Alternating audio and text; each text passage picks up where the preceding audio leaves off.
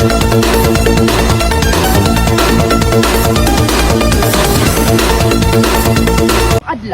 Ako si Elisha Kapindag, gikan sa Mati City Disaster Response Team.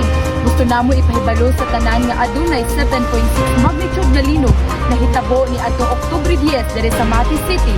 Nagresulta kini sa posibleng tsunami. Gusto namo ipahibalo sa tanan nga magpabiling kalmado ug alerto. Ayaw paghulat og officials confirmation kung klaro nang kusog ang linog. Siguraduhang aduna kamoy pagkaon, tubig, flashlight ug first aid kit. Alang sa kasayuran ug update, paminawang officials announcement gikan sa LGU City of Mati ug Philippine Institute of Volcanology and Seismology. Paluwasan sa tanan maong among prioridad. Magtinabangay ta mag-amping ug mag-alerto sa umaabot nga mga pahibalo. Kini si Elisha Kapindag gikan sa Mati City Disaster Response Team.